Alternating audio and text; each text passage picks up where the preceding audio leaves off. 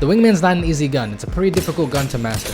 But when you do master it, it's one of the best guns in the entire game, and I'm gonna help you do exactly that. Without wasting any time, let's get into mastering the Wingman. Now this may seem counterintuitive, but just trust me, okay? Come over here, grab a G7 Scout, and then go ahead and grab an HCOG. What if I told you are probably practicing the Wingman incorrectly?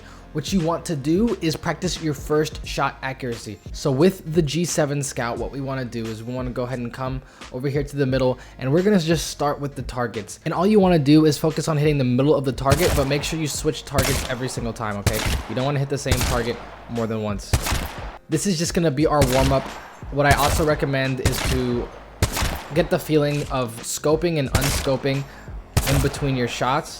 The reason you want to do this is because you move faster when you are obviously not ADS. Now the first thing I want you to do is do the same exact thing, but now we're obviously using the Wingman. What this is doing is this is making you really get a feel for how fast the Wingman moves out of ADS and even also in ADS, so you have more accuracy when it comes to adjusting for the shot. Now the next thing we're going to do is we're going to practice flicking onto a target. So what we're going to do is we're going to stand here right in the middle. I stand pretty much on this line right over here in between these bins, and all I'm going to do is I'm going to start by looking at the dummy, and I'm going to flick to one of the targets, and then flick, and then flick, and then flick. Now for step 3, we are going to go to the customize range settings, and we're going to go down to dummies. It's going to be the second section from the top. And when we go to movement, we want to go to strafe random, okay? Now from here, all we're gonna be doing is practicing our tracking, okay? Now standing still at first, we are going to just be trying to land consistent shots. Take your time between the shots at first, and then you can start getting faster and faster.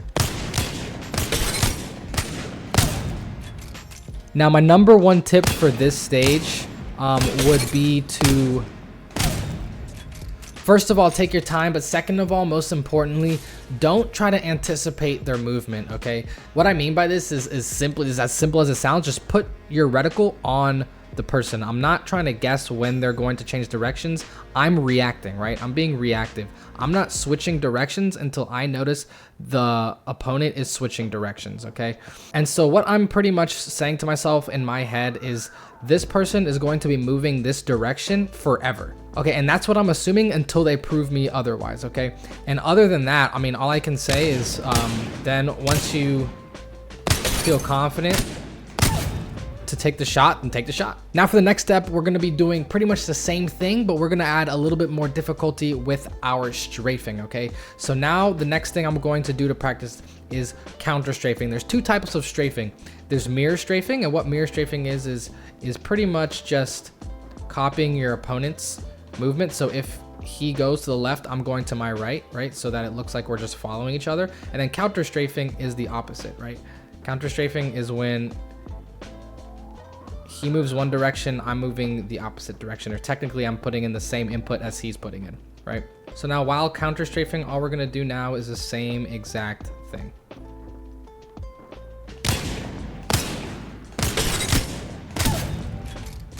Now a little kind of mind hack or cheat code that I use whenever I'm both in a real game and also when I'm practicing is if you really can't get it down, you really are having a lot of difficulty, I noticed that whenever they first change directions is a really good time to start shooting. Most people will change directions and start heading that direction for at least a little bit. So whenever you notice the person change directions is a pretty good time to start shooting. Let me show you.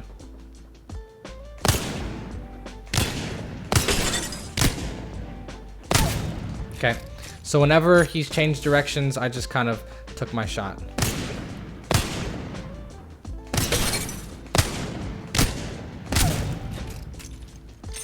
Now, obviously, I'm just using this dummy right over here, right in front of me, just to show you guys an example. But you can obviously also use targets that are farther from you for a little bit more difficult practice.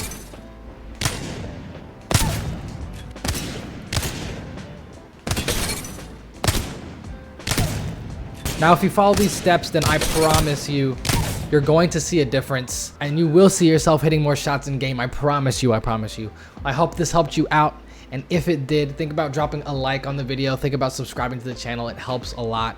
And other than that, man, I'll see you guys in the next video. Turn this shit off.